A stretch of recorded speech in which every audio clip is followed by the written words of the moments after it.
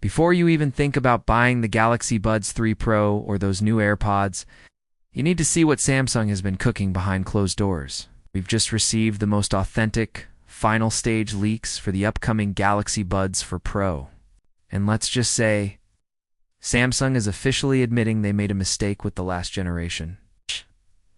I'm talking about a complete design overhaul, a massive battery boost that actually matters, and a futuristic control system that makes touch sensors look like ancient technology. Welcome back to Tap Tech, where we pull back the curtain on the tech you'll be wearing tomorrow. If you want to know if these are the earbuds that finally kill the AirPods Pro, stick around, because the last detail we found in the FCC filing changes everything. Asterisk, the Galaxy Buds 3 Pro were polarizing, to say the least.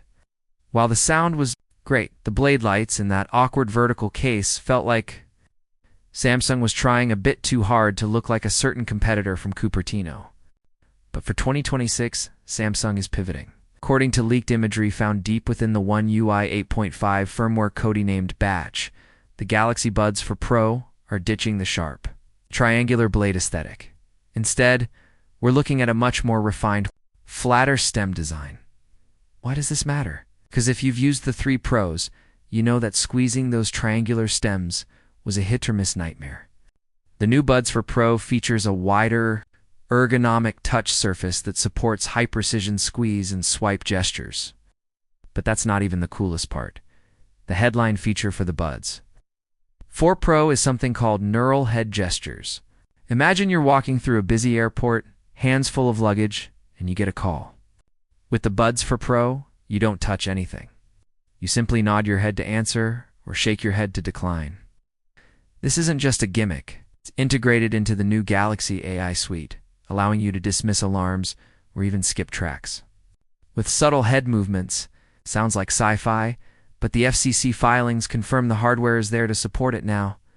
Let's talk about the one thing we all care about, battery life. The Buds 3 Pro were decent, but they couldn't quite handle a long-haul flight with a NC on.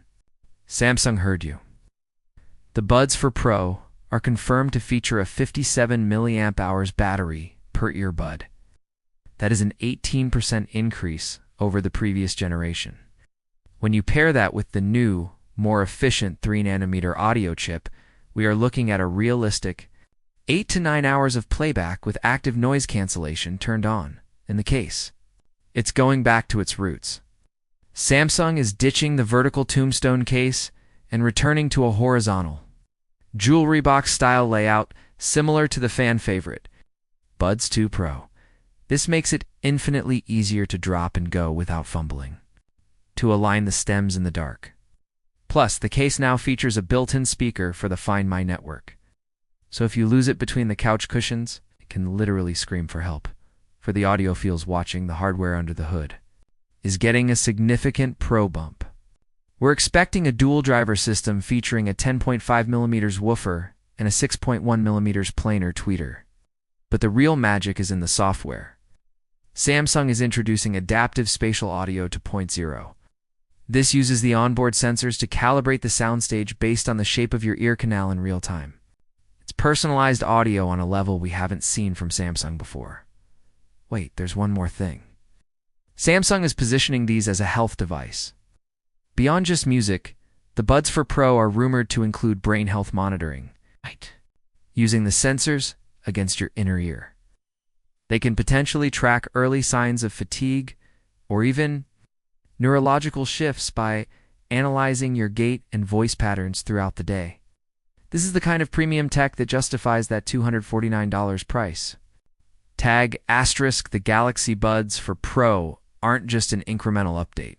They are a total rethink of what a Samsung earbud should be. From the 18% battery boost to those insane head gestures, it's clear TapTech fans have a lot to look forward to this February. But I want to hear from you. Does the move back to a horizontal case make you more likely to buy these, or did you actually like the blade lights of the old version? Drop a comment below, and let's argue about it. Don't forget to smash that subscribe button for TapTech to stay ahead of the curve. I'm out.